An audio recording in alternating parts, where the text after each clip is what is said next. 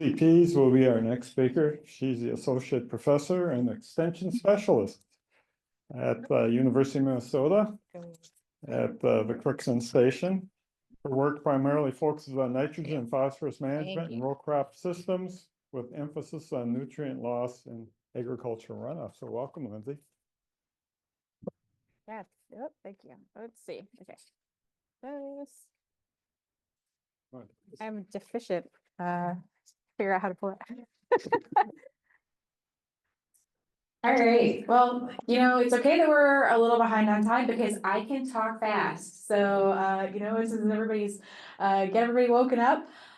Because yeah, what I'm going to talk about today is actually a little bit more towards what Andrew was hinting at towards the end of his talk. It's a little bit more, we spent a lot of time today talking about what phosphorus means in an agronomic context, but something big that has changed, especially since the time that Andrew was talking about in our previous talk, is our understanding of what happens. Oh, this is the end of the slideshow.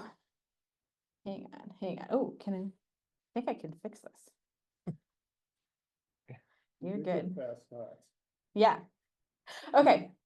Something that has changed, I think, in the past, maybe 20 years is our understanding that levels of phosphorus loss that we're seeing are not necessarily negligible from an environmental standpoint. If you go back into papers from the 1970s, from the 1980s, if you think about what you learned in school, all of this is saying that, these phosphorus losses from agricultural fields are negligible. And from an economic standpoint and from that agronomic standpoint, I think and a lot of what we've seen today sort of backs that up. We're really working on those finer details of getting the most optimization out of your system.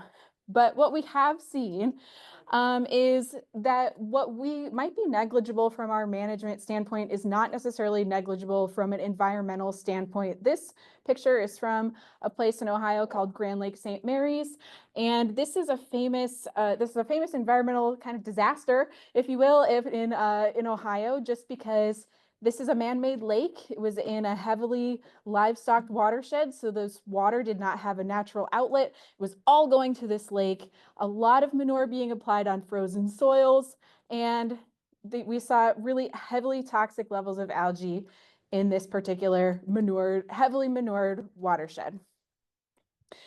But that's just one thing that happened. I like to think about, we also think about Western Lake Erie Basin, which is another kind of environmental disaster. So Northwest Ohio, which is the place I grew up in, had two really high impact phosphorus environmental disasters really in close succession of one another. Grand Lake St. Mary's was like maybe 2009, 2008.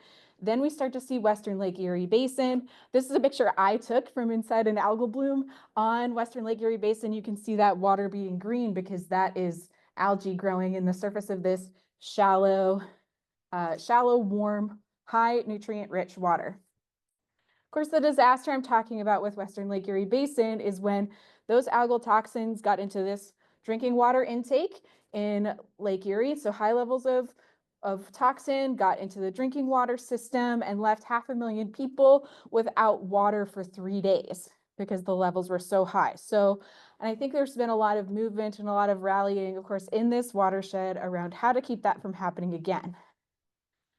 We do see other disasters other places. This is algae in Lake Winnipeg. So of course, my water in the Red River Basin where I do work goes up north. And of course you can say, well, that's the Canadians and that's their problem. But I always think that, those of you like to consider yourselves good stewards and you want to leave things better than you found it. But we're not immune to having these problems. I know in other places there's other examples of this too. And especially here in Minnesota, we're very, very focused on recreation, using lakes for fishing, swimming. And that's a big part of our identity as Minnesotans. And I think that this kind of goes to speak to the phosphorus problems. They're really prevalent in freshwater lakes and streams, more so than, thinking about the Gulf of Mexico. Now, before you say like, I'm all up here pointing the finger at ag, I'm not, because these problems happen in urban areas too. This is another one of my favorite pictures to show. This is the ancient Roman baths of Bath, England, known for centuries as this great place of healing. There's a cyanobacterial bloom, same kind of bloom as I showed on the last slides, also in these ancient Roman baths. So this is not necessarily an ag problem. This is a phosphorus problem. So I think a lot of what, my work before I came to Minnesota, and of course, since I've been here, has been looking at this phosphorus loss that's happening in surface runoff and subsurface discharge. So we think about, losses at the edge of the field. We're thinking about what's running off the surface of the water, and then of course, what's coming down through any tile drains and any surface water. Now, when we talk about Ohio, and some of you may remember I gave a talk very similar to this, the way this is beginning, when I had first started here. But what we saw in Ohio, and I think this still holds pretty true, is that the surface water is really fast and intense. So you get a 3-inch rainfall event, a 2-inch rainfall event, it overwhelms the soil, and you get a lot of water movement across the surface, usually in just 1 or 2 events per year. Now in the tile drainage system, you're losing a little bit of phosphorus every single day. And, and that starts to build up over the entire growing season. Something else that's really different about Ohio versus here in Minnesota, the ground never freezes in Ohio, usually not very deep. So these drains can be flowing in January, in February, all the way through from the end of the growing season, all the way until you start planting again. They never shut off. So I think that's a big distinction to keep in mind as we talk about some of the differences. And of course, when we looked at the balance, and we start to think about what's being applied, what's coming off, and what's coming out in the surface runoff and the tile drainage. If you add up this, 0.5 pound per acre is coming off in surface runoff and 0.7 pounds per acre is coming off in the tile drainage system, that's a really small amount. We're talking, just a couple percentage points of what you've applied. But we do see, like I mentioned before, that slow and steady release of phosphorus all through the non-growing season means that we actually get to a point where we start to see a little bit more phosphorus loss out of the tile drains than you do out of those like 1 or 2 surface events per year. But of course, like I said, here in Minnesota, we have, we're colder, our soils are a little bit different. This is kind of just a map of some different ecoregions that happen across the United States. And really, it doesn't take a lot of imagination to see that, yeah, Ohio and Minnesota are really dealing with different environmental conditions, climate conditions, soil conditions. That's what these ecoregions kind of try to encompass a lot of that. It's not a perfect system. Also, as you can see here with the state of Minnesota, we have like a lot of variability as you move across the state. So trying to define and assign different regions of the state is also a really difficult exercise, but that's kind of a side note. But really what the main drive of my talk here is, how do these phosphorus trends in Minnesota compare to Ohio? And of course, then knowing that, what decisions can we make and to maybe try to reduce or prevent or minimize some of these losses? So something I've been working on for quite a while is trying to compile every bit of phosphorus edge of field data that I could from across the state. I reached out to many people. Many of this, a large portion of this data set comes from Discovery Farms, which we've already talked about today, Minnesota Department of Agriculture and their programs, and of course, various studies with the University of Minnesota as well. This particular graph just shows the geographic distribution that we have across the state. It's not perfect. And I'm going to come back to that later, where maybe we're seeing some of those gaps. One thing that I think is also good to keep in mind is, just as a baseline, we get rainfall on average. What is an average rainfall anymore? It's so high, it's low. But what we did see, and I so we give some confidence to what we're seeing here, the precipitation that we observed kind of follows what we would expect to see from a normal pattern. So you have the most rainfall happening in the southeast corner of the state and at those southeast sites, and less rainfall as you're moving diagonally across the state. And I just show that as kind of just like a check that our data is relevant. Okay. So now what we're seeing, this is my graph of our runoff, our tile runoff, and this is split up by region. Of course, there are many sites in each of these particular boxes, many site years in each of these boxes. But what really stands out to me is that you're really seeing greater discharge from the tiled fields than the non-tiled fields.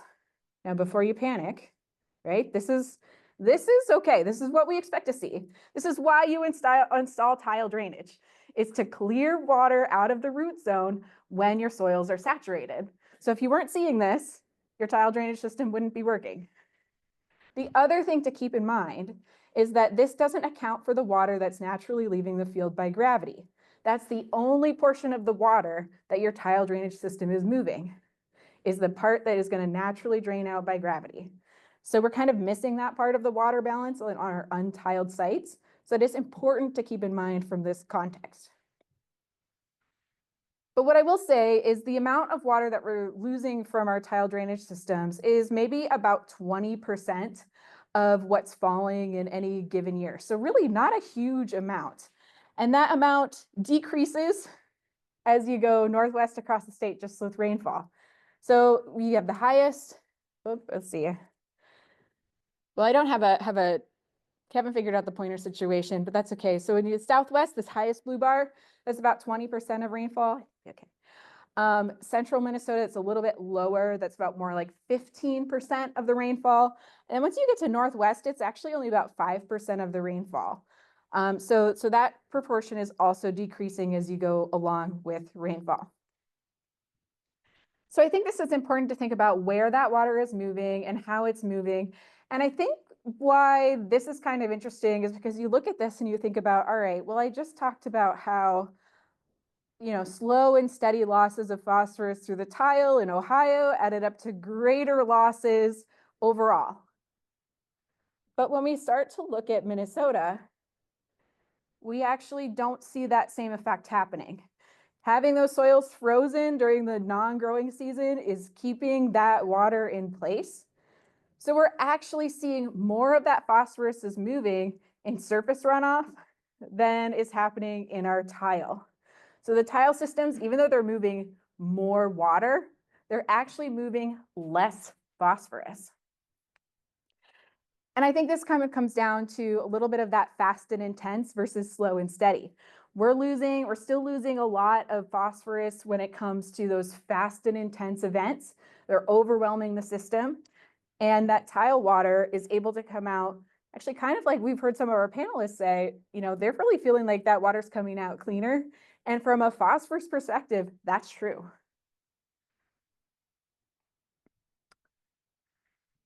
Now, I will say phosphorus losses are highly variable across sites.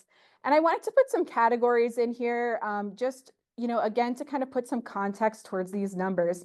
So you look at these different sites, and of course, this isn't just one site year. These are averaged across some different site years. We have the median losses. And so the light blue bars and the blue bars all together are adding up to our surface runoff. And then the green bars are adding up to our tile losses. This is a complicated figure. Of course, I'm talking really fast, so feel free to write down your questions so I can come back to this later. Okay, but what I also want to point out here is that this first dashed bar is showing 1 pound per acre of loss across the field. That's a very low number. And I think even from an environmental standpoint, that can be a low number. So I'm less worried about that very low category. 2 pounds per acre, still pretty on the low side. I mean, this is asking a lot of farmers to say, why don't you get your losses down? Because this is such a low percentage. If you think about how many pounds per acre are you applying? Maybe 50, maybe 100. And out of that, you're losing 1 or 2 pounds per year. That's pretty high efficiency. I don't know about you, but I mean, if I'm taking a test in a class and I get what, like, I don't know. I mean, for me, it probably was more like a 95%. I was happy, but no, there were definitely classes where I was like 80%. Yeah, I'm happy with 80%. We're not talking about 80% here. We're talking about you're being asked for 99% efficiency. And that's really hard. And I think that's something that I also like to talk about, not talk to non-ag audiences about.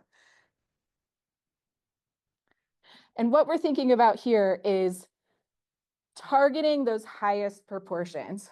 What can we do just to make things that little bit better? The last thing I want to talk about on this slide are these higher sites that you see, because I also think this is kind of funny. Those sites that you see with the higher bars, you know, there's a lot of on-farm data here, but those high sites, those are university farms. Those are university experiments where we were purposefully doing things that maybe that you would never do. Right. So I did want to kind of draw some attention to that.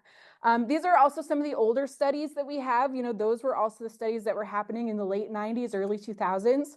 And I think farming has evolved a lot, you know, in the last since then. And I think it's continuously evolving too. So I also wanted to point that out. So before you start to like really think about, ooh, which of my neighbors are those tall bars, it's the university, and it was 20 years ago. So most of these researchers don't even have retired and aren't around anymore.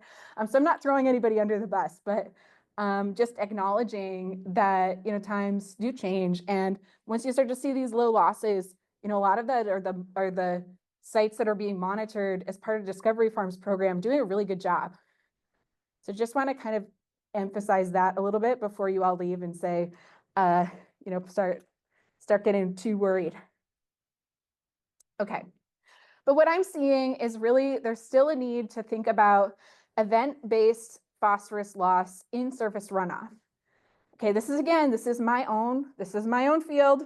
This is Minnesota's coolest drainage plots, if you've ever heard me talk about those. This is my farm that I'm doing my research on. And we saw an event-based surface runoff loss of phosphorus. And I think this is important because when you're thinking about, you know, how do we minimize the loss? Well, we do still need to think about those 1 or 2 events per year when we're seeing these losses where water is carrying soil pretty fast across the soil and dumping it into a ditch. Some of the things, and I think this really ties in well with a lot of the talks that we've already heard today. Things like avoiding those fall surface applications of fertilizer and manure, especially in this particular year when we didn't have any crop residue to hold the soil in place. Keeping that phosphorus off the surface is going to be helpful in this system. Now, I will say beware of trade-offs, because if you think about one of the other reasons that phosphorus is challenging is because it's kind of like a seesaw. You push on one lever, something else is going up. I would say you don't have to shout this out, but you can all think about it in your head. What's the easiest way to apply fertilizer in a no-till system with or without cover crops? Surface broadcast without incorporation. It's the easiest way to do it. It's the fastest way to do it. But I do think that, you know, one thing we saw a lot in Western Lake Erie Basin is, you know, people doing that. And but the subsurface placement technologies have come a long way, and we've heard a little bit about strip till, a little bit about subsurface placement, particularly in a situation where you don't have a lot of crop residue. The subsurface placement technologies are going to be your friend to keep the nutrients in place. Now, I did actually really appreciate hearing that there is some work going on to think about surface placement and no-till with residue. Like, I think it's maybe not necessarily that simple. I'm really curious to see what the results are once we start to look at these different placement technologies and how cover crops can help keep soil in place. But this is just one thing to consider. So there are no one-size-fits-all solutions either. But one thing that we did see with surface placement, and again, you can see in this field study that we did, this was a rainfall simulation with a lot of heavy tillage, a lot of cracking of soils, where you had just basically gone out, you freshly tilled the field, you put fertilizer broadcast on the surface, you had a 70% reduction in that dissolved phosphorus concentration, where you have incorporated it in the soil. So you have this dissolved phosphorus trade-off with broadcasting it on the surface. Okay, so but besides that, there are other ways we can think about surface runoff as well. And I think the other really obvious one is to just focus on reducing that erosion and surface runoff risk. And I personally do see, as as controversial as a take as it might be, sometimes installing tile drainage to reduce surface runoff may be a solution that works on your farm. Now, if you're doing that though, if you're doing cover crops, if you're doing these other things, again, you do have to be aware of the trade-offs, because what works to prevent phosphorus loss does not necessarily work for nitrogen loss. So I think, one of my possible solutions, right, if you're going to install a tile drainage system, maybe think about that controlled drainage system, add a little extra cost to the tile drainage installation, but that gives you some control over when and where you're releasing your discharge. Well, not where, but when you're releasing the discharge. Controlled drainage systems, since we're short on time, I'm not going to spend a lot of time on controlled drainage, but what we've seen across the country, not just in Minnesota, but all across the Midwest, is you can reduce your tile drainage discharge by about 40%, and your nutrient loss reductions come from that discharge reduction. And so this is especially important if you have a tile that flows all through the year. You can put a controlled drainage system on, you can hold that water back in your system, and you can reduce the nutrient loss along with that. Of course, the challenge is, right, it does require some active management of the water levels. Of course, they are coming out with some automated structures that do more of that work for you. And then your sloped or rolling fields, if you have a lot of topography, one control structure is not going to control the water level all the way back through your field. It needs a more complex design, maybe tiling on a contour, installing some additional structures upland to kind of get that control that you're wanting to see. But, like I mentioned, there's no one size fits all, especially if you're kind of pushing that lever of how do you reduce your surface runoff.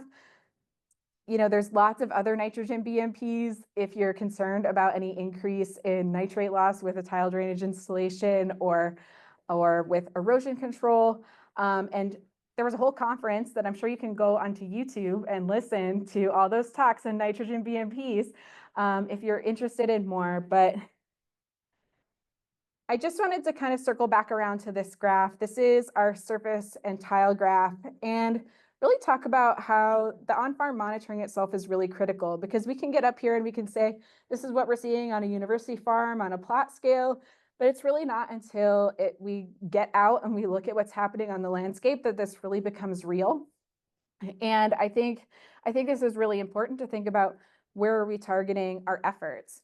And the surface runoff and the particulate P and the erosion seems to be a place where we can still target our efforts. But at the same time, we're missing some key information. And I have this sign pointing to Southeast Minnesota because our only sites in Southeast Minnesota did not have tile drains. And I would say that's an area that is expanding pretty rapidly in tile drainage installations. So we're missing some information there about how these regional effects are happening. Also, this site in West Central Minnesota that had tile, it had surface intakes going into the tile system. So the reason why that bar is green is because we can't separate out our surface from our tile water, because it's all coming into the same place. And of course, Northwest Minnesota, this is where my drainage plots are. My drainage plots are actually not in here because the data was kind of not ready to be included in this study. But we don't have a lot of surface runoff information for Northwest Minnesota either. And partially that's just because all that surface water is coming through during one major flood event that happens in the spring. And that becomes really hard to monitor with our traditional methods. The other place that you will not see on this list of locations, and if you think back to that map, we don't have any information about north central Minnesota either. So once you get further up into like Grand Rapids, Minnesota, you know, there's still farming that's happening up there. You know, we got soybeans, we got wild rice, we've got beef cattle happening up there. We don't have any idea what those losses are. So when we think about kind of that north to south gradient, Minnesota's really different. Minnesota's really complex. And so just saying, you know, if everyone's farm is based off of what's happening in Southwest Minnesota, that doesn't really make sense either. So these are just some things that I like to talk about too. This on-farm monitoring, the work that's being done is really important. So just in conclusion, you know, we really saw more discharge happening at that subsurface drain sites, those tiled sites, than our surface drain sites, but that was not translating into more phosphorus loss. The BMPs that we're really seeing more of that phosphorus loading coming from surface runoff. So our erosion protection is still really important.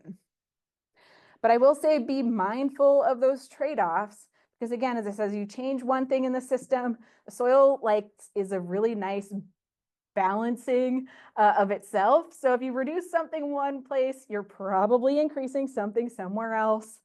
So, you know, subsurface placement and reduced tillage systems, I think, is just one way of trying to avoid unintended consequences.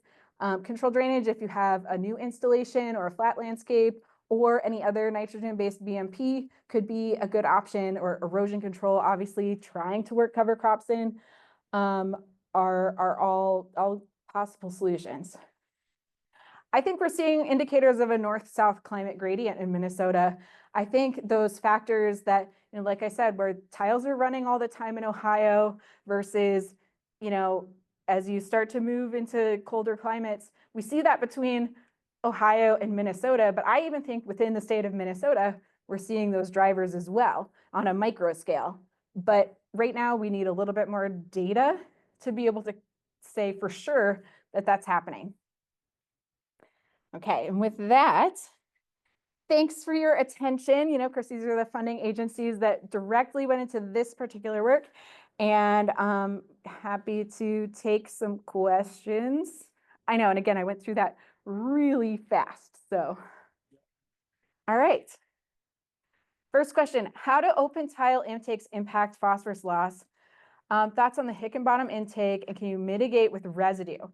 Yeah, so open tile intakes, I personally consider that to be surface water that then enters the tile drainage system. So I think that's all part of our surface loss. A Hickenbottom intake, you know, if you can actually add something, I think we've seen some good results with things like blind inlets, or again, yeah, mitigating with some residue. Anything you can do for surface runoff, anything you can do to slow down that water is gonna cause sediment to settle out and hopefully stay in the field. So I think that, yeah, I don't have any problem with the surface intake into the tile. It just changes how we do our accounting. And yeah, I think that mitigating it with residue or other things, roots to hold the soil in place, would be definitely one way to do it. Yeah, or doing a blind inlet would be another way of just adding another barrier between the surface runoff and the tile drains. So Lindsay, hey Lindsay, up in our region, we've had an extremely open winter, and we've probably lost upwards of a neighborhood of about 100 tons of acre of wind erosion. That has to be a large impact into our watersheds for phosphate and others contaminants. Have you guys started doing any accountings for wind erosions events? Yeah, you know, just to summarize that for the people online, the question was about, especially in the Red River Valley, where we have it's extremely flat, incredibly windy. It's why it's so cold and the wind blows sideways, the snow blows sideways. But what we see is that contributes a lot to the soil loss. And so the question was about, are we really working that into our accounting system on the watershed scale at all? And I think the short answer to that is that probably no. I don't see that accounted for in a lot of those watershed scale balances. The traditional models that are used for phosphorus loss predictions really, I think it's not as big of a factor. So I think it's something that we need to look at. Wind erosion is hard to measure though. I have a graduate student who's doing some wind erosion measurements, and especially to try to catch that in the winter involves me having to send people out in less than ideal conditions to dig out snow, dig out weather vanes. So it's not easy. It's really hard. It's really hard to measure that sediment blowing. I'd love to see if that's something we could do, but yeah. A pound per acre that you talked about, where does that get us in terms of the nutrient reduction strategy? Are we going to have to lower that significantly down to get to the goals that are set for us? Yeah, I think in terms of, nutrient reduction strategy, probably, targeting those higher risk erosion areas may be where you get most bang for your buck. I think it's really tough. I think you've asked a very difficult question. Sorry. I'm gonna have to think about that for a little bit, but I think it's something that I think we really need to be thinking about, and especially because, these losses are already really small. This is even smaller than nitrogen losses, and we know how difficult nitrogen losses are to control. So it's a big challenge, and I think, sometimes you think about, the cost of making these reductions, it increases exponentially, right, as you get to these lower and lower levels, because we're already at 99, 98%. So it's not easy to. Yeah, one more up on the board. Okay. All right, in a no-till system, if you have a growing cover crop that's 4+ inches, can you broadcast apply nutrients and see a reduction in P loss?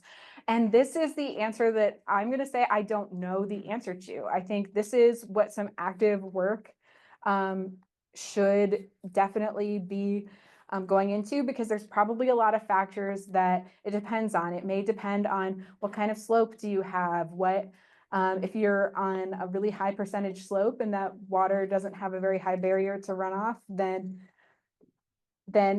it might not be as big of a reduction. But if you can create more soil structure, if you can create space for that system, for those nutrients and that water to infiltrate a little more, then you're going to have more reduction. So it's kind of one of those things we're not really sure. And I'd love to be able to answer that question, but I don't think we have the data to conclusively say yet. Well, thank you, Lindsay. Let's give him a hand.